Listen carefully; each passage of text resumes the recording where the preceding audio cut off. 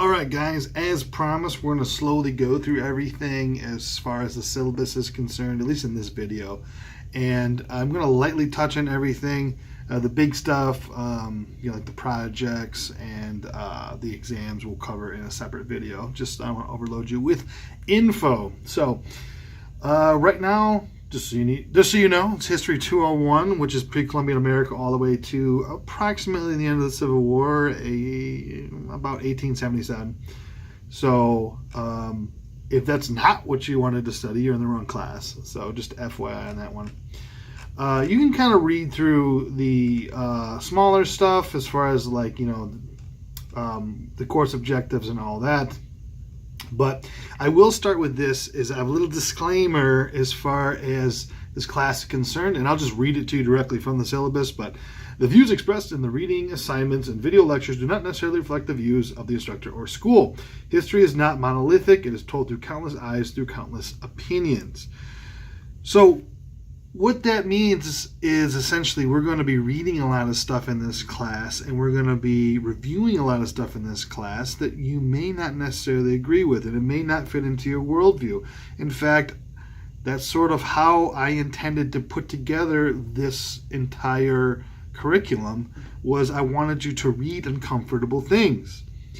There's going to be different viewpoints, and you're going to have conflicting viewpoints on the exact same point in history that we're going to be reviewing in this class. And it's your job as the detective to kind of go through and sift through both the sources, all right?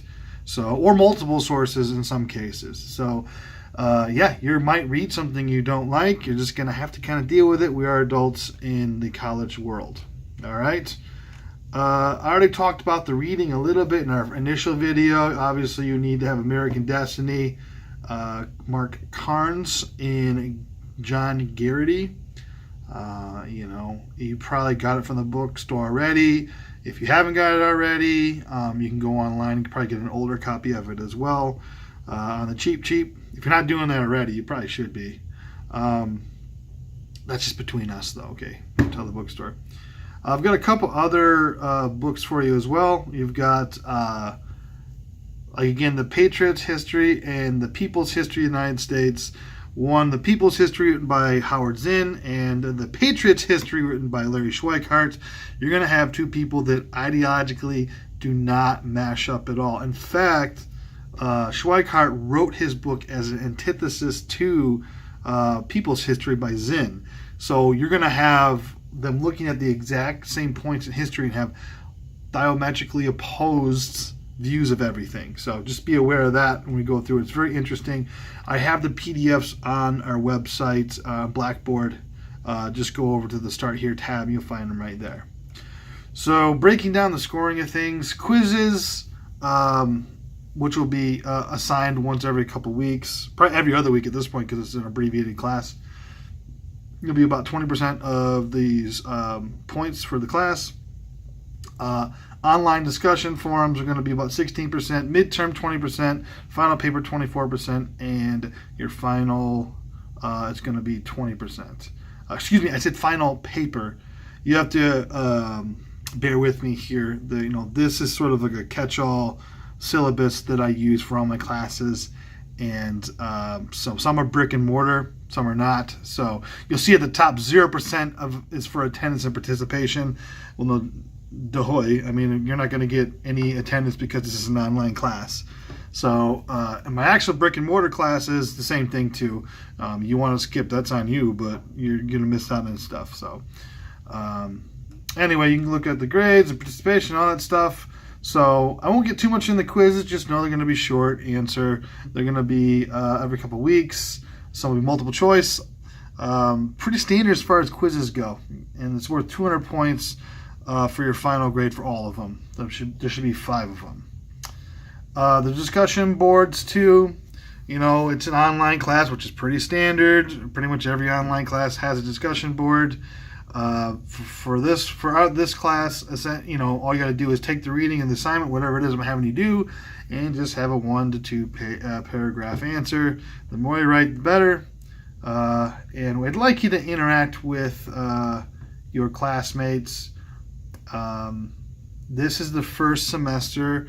I'm not requiring anyone to post 2 responses. In the past, I've done it where, you write yours and then you have to respond back to 2 other people. Usually the responses are pretty lame. They're just going to be just like, I agree with what you said. And it's just wasting your time and mine.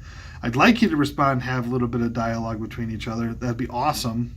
Especially if you have a weak sauce argument. If you can kind of fill in by having arguments with other people. Not arguments, discourse. We don't want to argue in here. You got to make sure that you have everyone held them to at least a little bit of dignity and respect. So feel free to ask any questions to me about that if you have it. Discussion board, those pretty standard. Just write the initial response, and then if you wanted to respond to other classmates, that's awesome. Please do that. I'd like to have little discussions as far as class goes.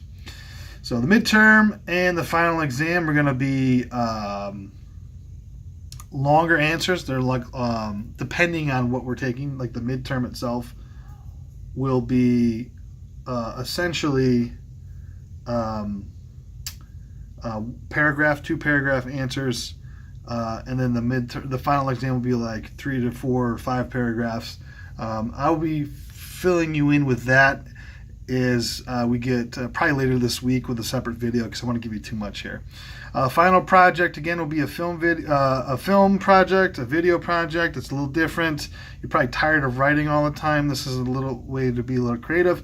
I'll have a separate video for that as well too. So you can go through and read the rest of the syllabus on your own, take a look and see what things are doing and whatnot and so forth. One thing I will note is when you look at the weeks and the dates for stuff, for example, like your midterm, it says it'll be June 17th. It's actually the week of June 17th. We don't have a meeting point, so you have the entire week to do the midterm. Same thing with the final paper and final project, not final paper, and the final exam as well will be the week of. So don't be confused if it says, oh, it's not due May 27th for week 2 discussions.